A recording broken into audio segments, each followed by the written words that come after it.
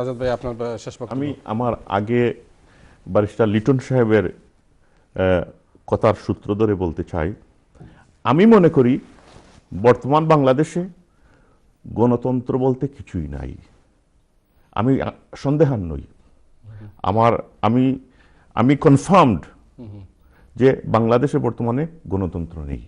আচ্ছা, আর শাহবাগ চত্বরের যে বিষয় নিয়ে আমরা আজকে আলোচনা করলাম, শাহবাগ চত্বর একটি সাজানো নাটক। এটা সরকার সাজিয়েছে।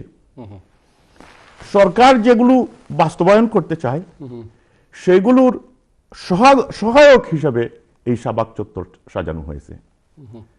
যুদ্ধ অপরাধীদের যে বিচার পৃথিবীর মেজরিটি রাষ্ট্রগুলো, বিবেকবান মানুষগুলো সেই আইসিটির বিরুদ্ধে প্রতিবাদ জানাচ্ছে যে এই আইসিটি এইটা সঠিক ইন্টারন্যাশনাল ক্রাইম ট্রাইব্যুনাল না, এইটার মাধ্যমে যে বিচার হবে সেটি সঠিক বিচার হবে না। সরকার তারপরেও এই আইসিটির মাধ্যমেই কেন বিচার করতে চায়? আমরা তো ইন্টারন্যাশনাল ক্রাইম ট্রাইব্যুনাল দেখেছি, যুদ্ধ অপরাধ হয়েছে পৃথিবীতে, দ্বিতীয় মহাযুদ্ধে যুদ্ধ অপরাধ হয়েছে, বিভিন্ন রাষ্ট্রে যুদ্ধ হয়েছে, যুদ্ধ অপরাধের বিচার হয়েছে।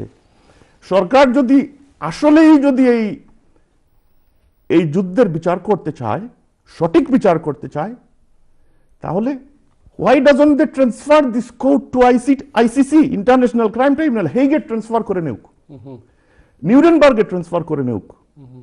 কেন এত কমপ্লেইন, এত অবজেকশন থাকা সত্ত্বেও সরকার এখনো এই আইসিটিকে কন্টিনিউ করতে চায় বাংলাদেশে?